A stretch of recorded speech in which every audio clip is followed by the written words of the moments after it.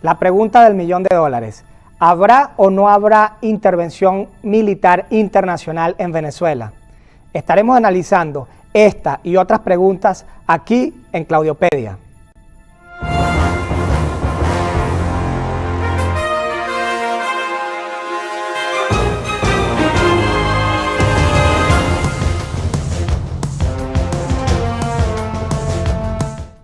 Bienvenidos a Claudiopedia. En este espacio procuro privilegiar el equilibrio informativo en tiempos donde las distracciones son más fuertes que las señales, para conversar sobre algunos aspectos del antes, durante y después de una potencial intervención militar internacional. Invité nuevamente a Georg Eichhoff, quien es doctor en Historia Moderna, egresado de la Universidad Técnica de Berlín. Es actualmente asesor y estratega político y ha asesorado exitosamente campañas electorales y a candidatos en América Latina, región donde vivió alrededor de una década, desde el año 2008 al año 2018. En Alemania ejerció política profesionalmente, de hecho fue alcalde por un tiempo, y en Venezuela dirigió la Fundación Konrad Adenauer. Por estas razones me interesaba mucho conocer la opinión desapasionada e independiente del doctor Eichhoff. Pero primero vamos con la editorial.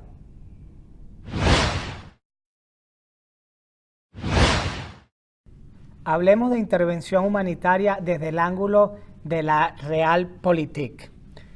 Aunque el debate ético y jurídico sobre la intervención militar internacional es relevante, no es lo que quiero analizar hoy.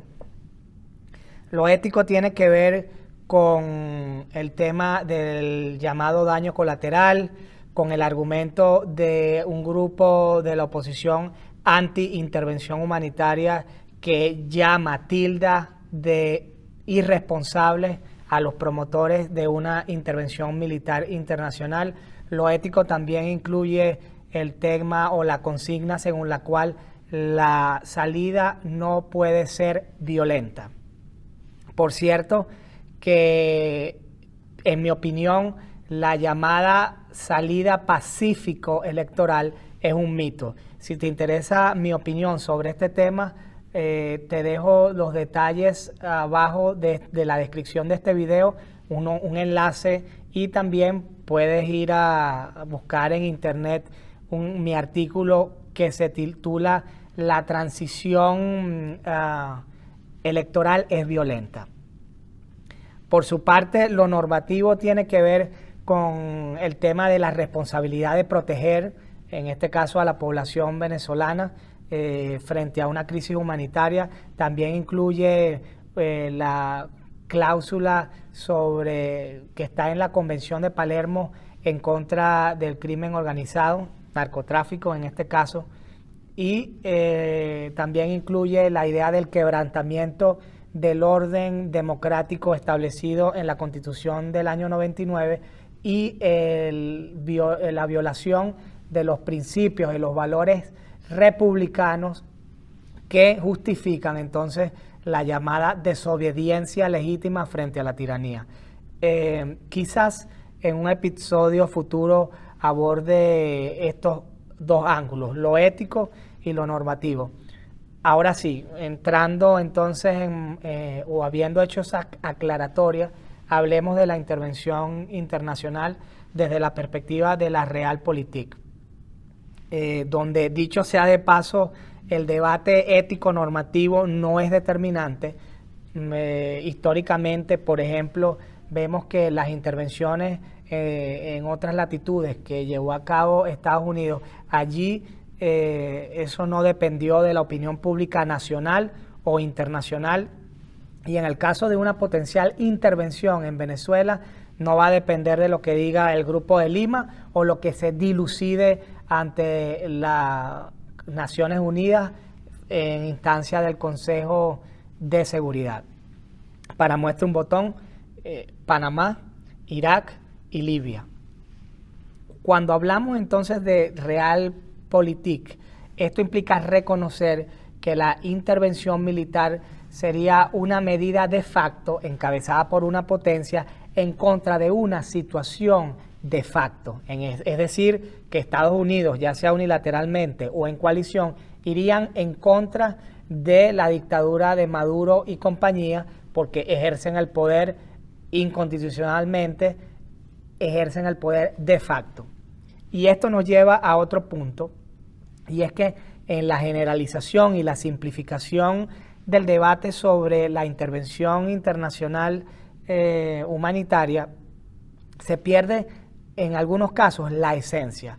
Por ejemplo, los anti-intervención dan por sentado que aquí el escenario es como el de Panamá, y si ese es el escenario, entonces es imposible que ocurra una intervención porque en Venezuela existen otras condiciones.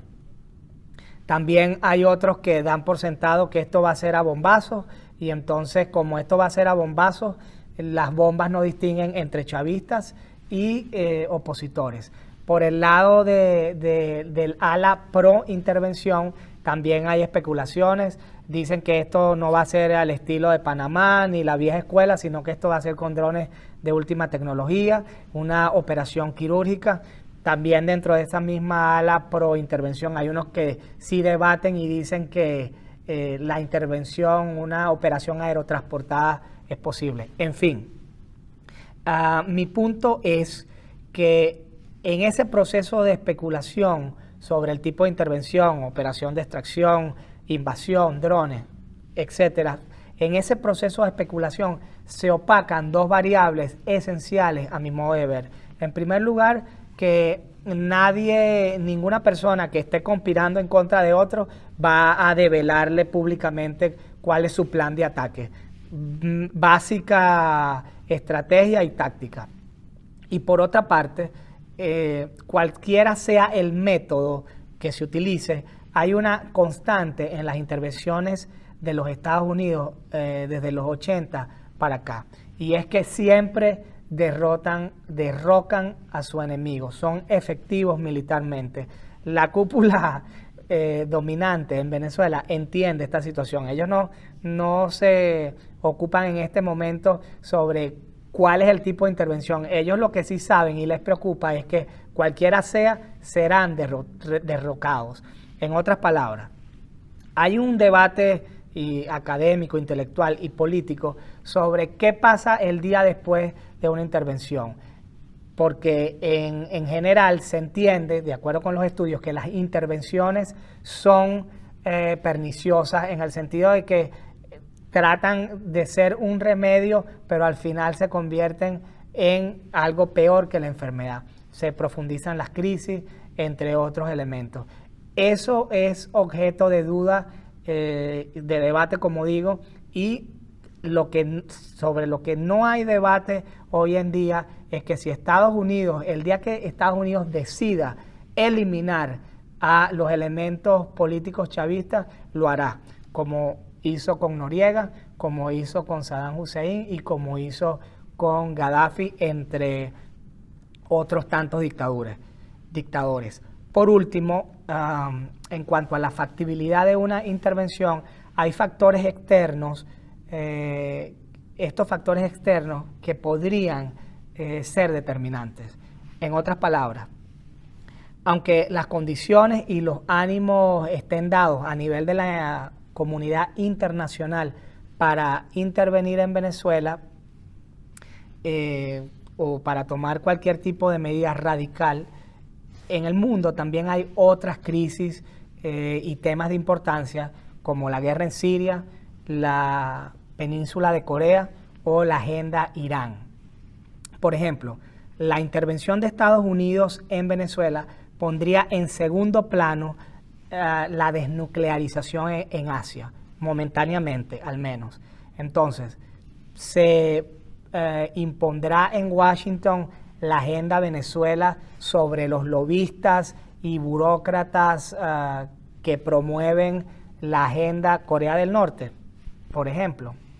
Le hice y otros planteamientos a mi invitado Georg Eichhoff ¿Cuál fue su reacción? Veamos. Gior, la última vez que conversamos mencionaste al actual secretario de Estado Mike Pompeo y lo catalogaste en esa oportunidad de halcón. Ese día casualmente había sido seleccionado para sustituir a Rex Tillerson. Coincidencialmente, ahora Pompeo es noticia. Entonces, quiero que hablemos de las recientes declaraciones del secretario de Estado Mike Pompeo y del rol de Venezuela en los midterms de Estados Unidos. Como sabes, a inicio de semana, Rahm Emanuel, que fue jefe de personal de la Casa Blanca durante la administración Obama, dijo que Trump podría intervenir en Venezuela como arma política para ganar los midterms, es decir, las elecciones de medio tiempo o término del Congreso de Estados Unidos. La intervención sería la sorpresa de octubre, decía Emanuel. Luego, el pasado viernes 21 de septiembre del presente año 2018, el secretario de Estado Mike Pompeo declaró sobre Venezuela y dijo que vendrían más acciones. Te pregunto, ¿tiene Venezuela alguna relevancia de cara a los midterms? Y la segunda pregunta es, ¿cuál es tu lectura de las declaraciones de Pompeo? Sí, por supuesto. ¿Qué son los midterms? Es un test de popularidad del presidente de Estados Unidos y deciden sobre las mayorías en las dos cámaras del Parlamento estadounidense.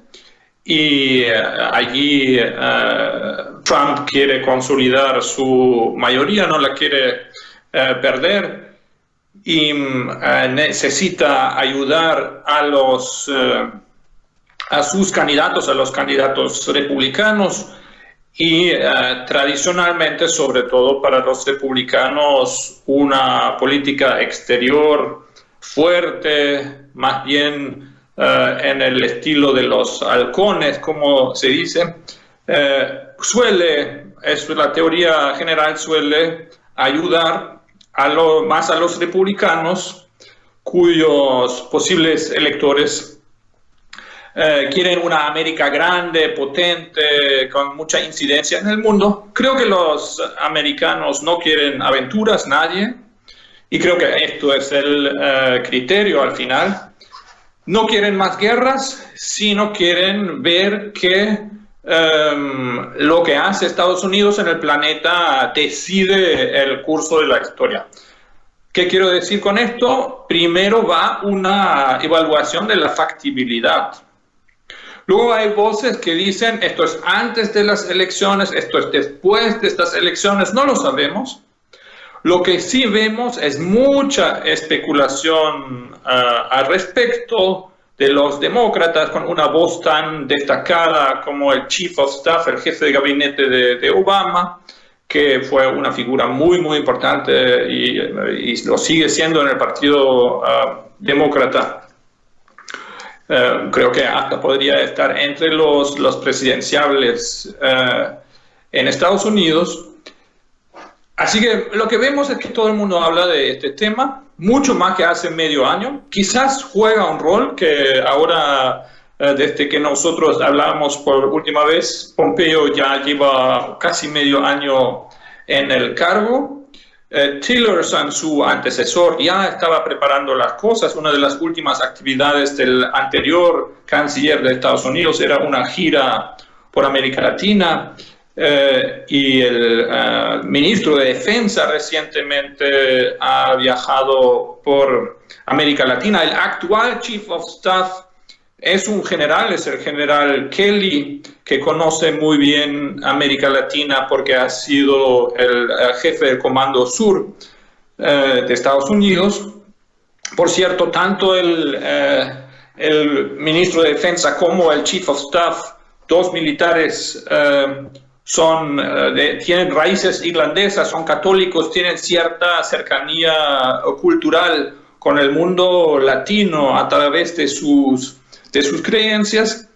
Y creo que saben lo que están haciendo, quizás más que a veces que el mismo presidente, que tiene otra procedencia y otras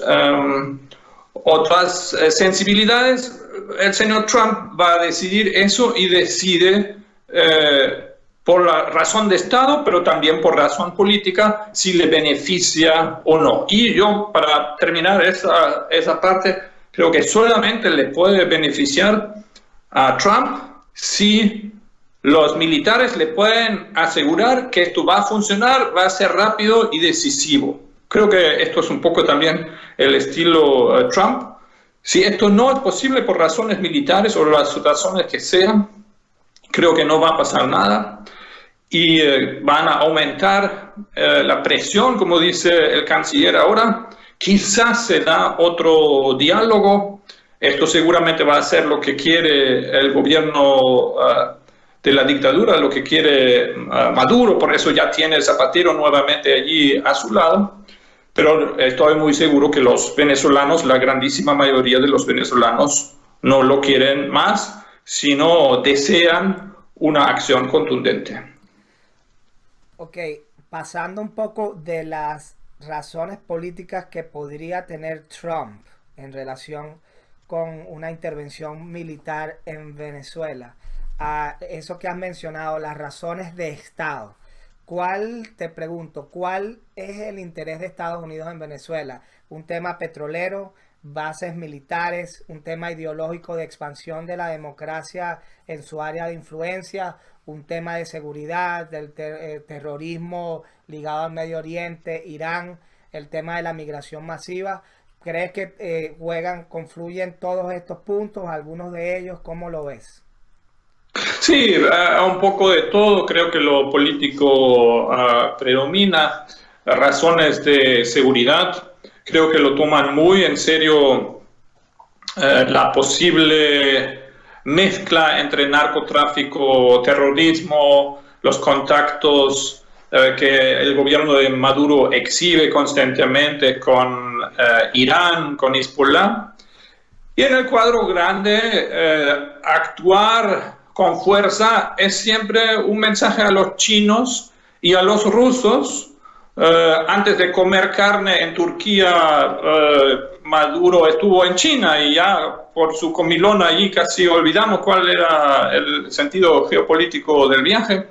Está buscando endeudarse más. Los chinos, un poco más duro todavía que un posible Fondo Monetario Internacional, que solamente presta dinero si los gobiernos en sus políticas económicas siguen ciertas líneas impuestas por el Fondo Monetario. Los chinos hacen eso con mucho más contundencia y al parecer Maduro regresó con dos cosas, con más promesas de crédito por parte de los chinos y con más exigencias de control de los chinos, porque los chinos ven que cada dólar que pones en Venezuela agrava el problema, aumenta el caos, y si no pasa nada en Venezuela, se va a transformar paulatinamente en una colonia china con operadores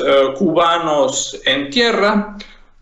Quizás Cuba busca un acercamiento a China, ayudando en la sumisión y el control sobre Venezuela. Ellos son entonces los esbirros que aplican la parte de inteligencia y policial, la represión, la tortura, para asustar a los venezolanos y someterlos al dominio chino. Los rusos entonces participan y buscan participar en el negocio petrolero, y creo que Estados Unidos ve principalmente esto. El petróleo venezolano a futuro va a estar en manos de China y Rusia, o va a estar en manos, digamos, de Occidente, de empresas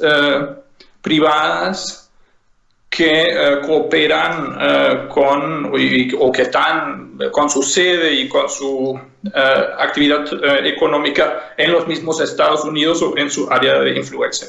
Así que creo que esto es el cuadro geopolítico grande, y Estados Unidos tiene actividad militar en varias partes del mundo y no veo por qué no lo tendría en Venezuela si lo que está en juego es influencia en América Latina. Ya casi África se da por perdido, que está en manos de los chinos a través de grandes inversiones y líneas de crédito. Así que creo que no es solamente midterm y así el pensar chiquito en cómo armo yo mi mayoría parlamentaria para la segunda mitad del periodo de Trump, sino hay, y esto es quizás más el pensamiento de militares y también de líderes económicos. Latinoamérica y más concretamente el petróleo venezolano van a estar en manos de chinos y de rusos, o van a participar en la comunidad de Occidente. Ahora bien, se afirma que una intervención militar internacional es quimérica, que es improbable, que es apostarle a la nada. ¿Cuál es tu opinión? Bueno, si todo el mundo habla de ello, algo hay allí. Lo veo supeditado al análisis que hace el aparato de inteligencia y las mismas Fuerzas Armadas sobre una probabilidad de que esto se resuelva rápido y fácil. Lo que veo poco probable es que se metan si piensan que esto va a tener un alto costo y una larga duración. Por eso yo no soy especialista militar. Yo creo que si los militares evalúan que esto es factible, hay indicios fuertes de que las Fuerzas Armadas venezolanas no tienen mucha resistencia, principalmente, y eso es más análisis político que militar, porque son pero muy corruptos. Estos miles de generales que hay en Venezuela. ¿Y qué hace un corrupto? Bueno, se apunta a dónde está el futuro, dónde está, se intenta apuntarse al carro de la victoria, y por eso creo que con el precio por la fidelidad de los militares que ha pagado Chávez y que ha pagado Maduro y que pagan los cubanos para... ¿Por qué un militar venezolano acepta la humillación de superiores cubanos?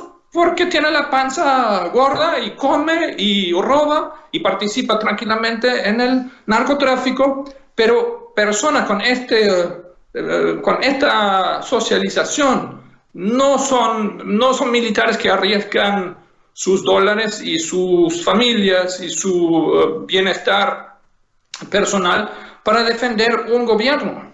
Así que creo que eso lo sabemos a través de todas las sanciones, y Pompeo ha anunciado más sanciones.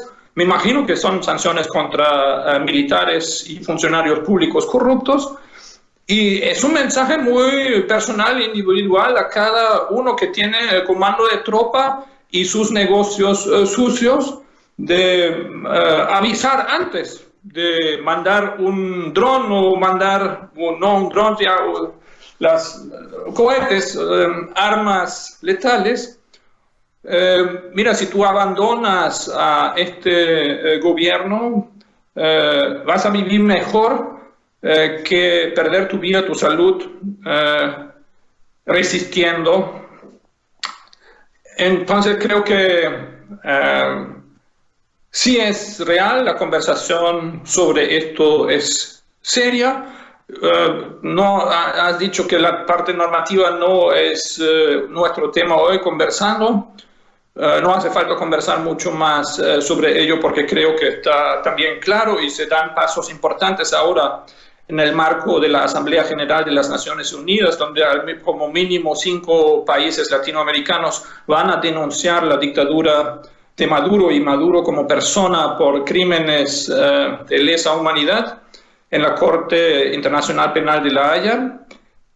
Esto es un dato importante porque hace más probable que una intervención militar directa y contundente en territorio venezolano se pueda dar en las próximas semanas.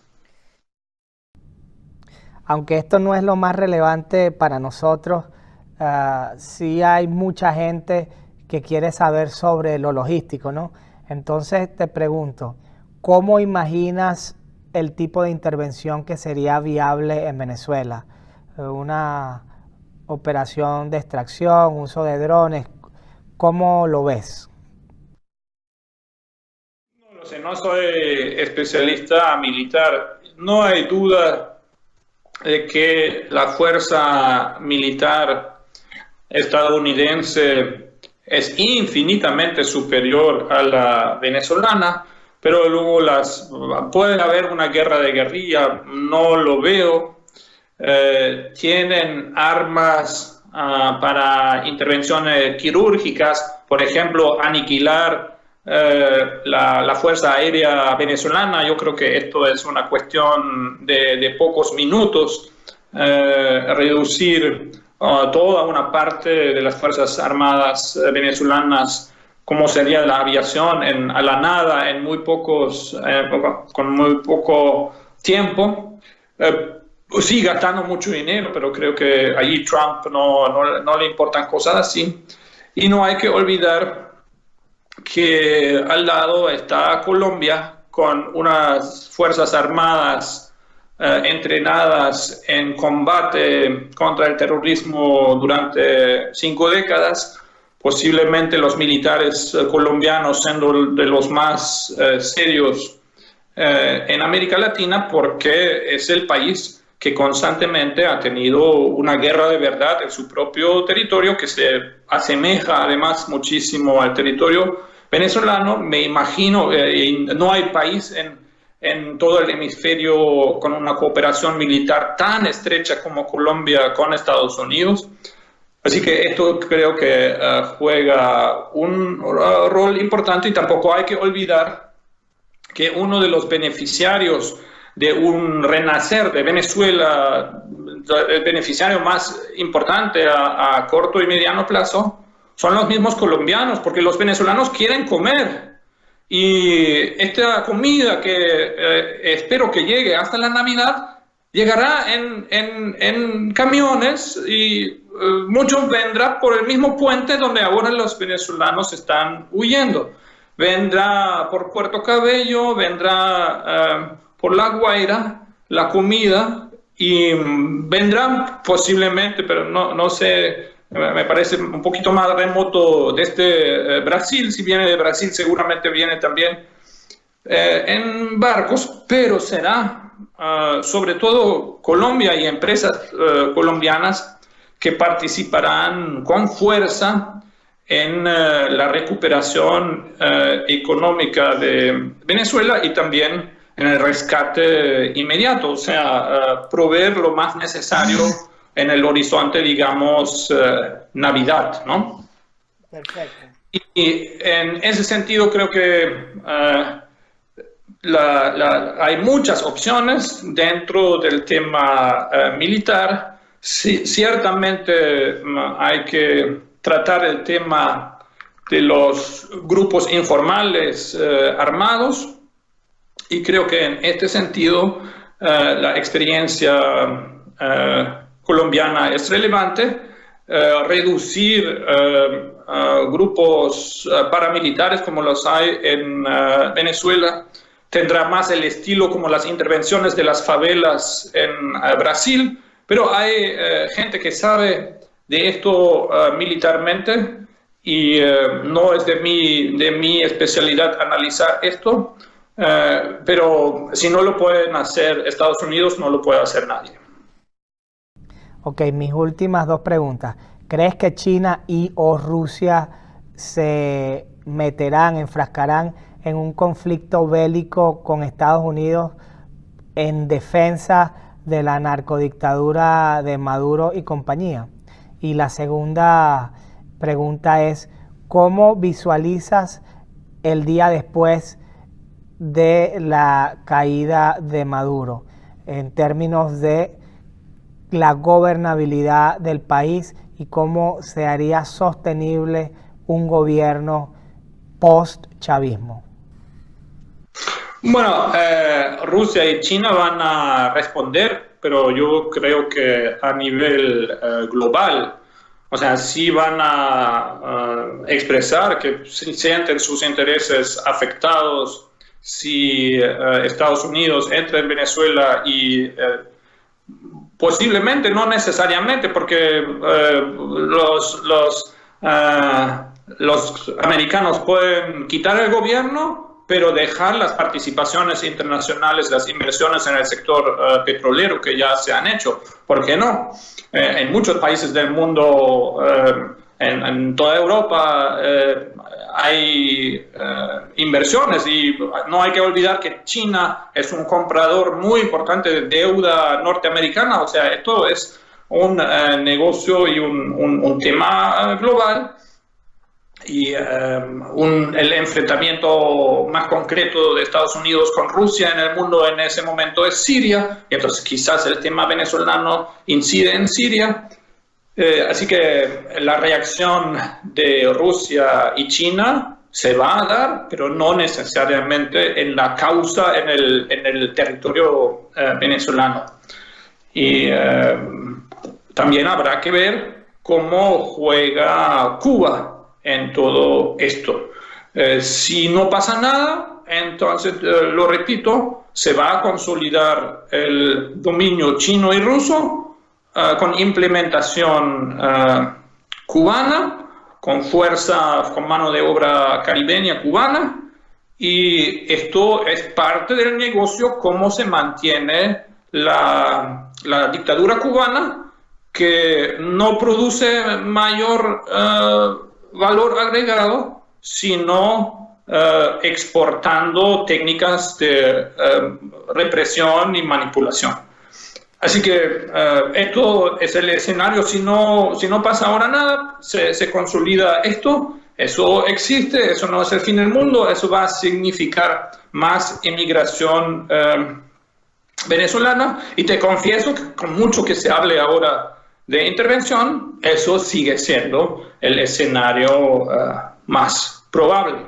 Ojalá que no sea así, pero creo que es, considerando todos los riesgos de una intervención directa en Venezuela, lo otro, el seguir posiblemente otro diálogo más, para el gobierno sería muy interesante convocar otra vez a un diálogo, porque hemos visto a lo largo del año pasado y el primer semestre, digamos, hasta el simulacro en las elecciones fraudulentas de mayo, cómo un posible diálogo desgasta inmensamente el liderazgo de la oposición venezolana, que ya casi no queda nada, es muy reducido, y hay un tablero completamente nuevo en la oposición venezolana.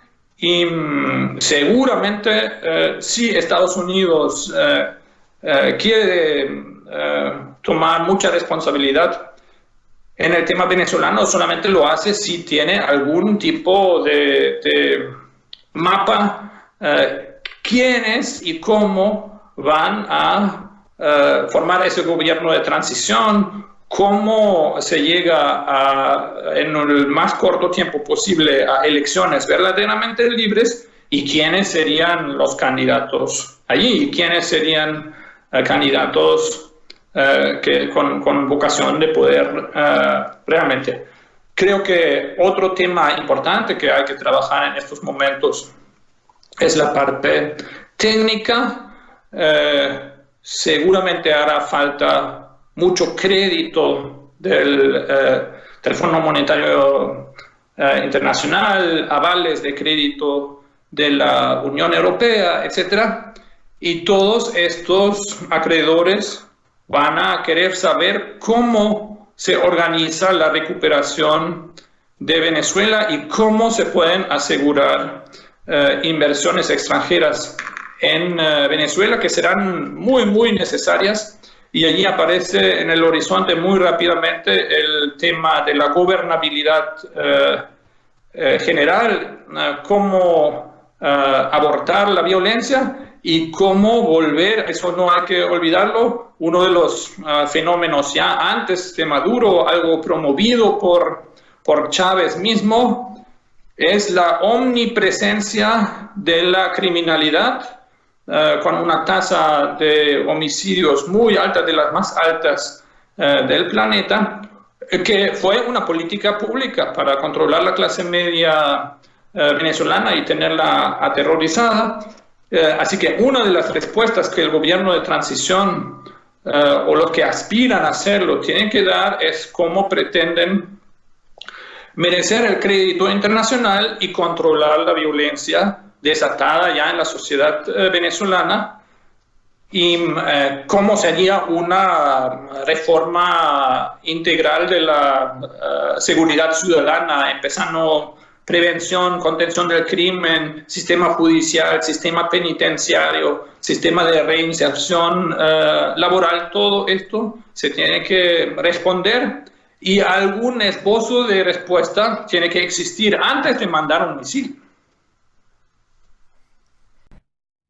Bien, esto ha sido todo por hoy. La cita es para el próximo domingo, cuando tendremos otra entrega de Claudiopedia. Recuerda que puedes enviarme tus mensajes a través de las redes sociales y también suscribirte a mi canal de YouTube Claudiopedia. Hasta pronto.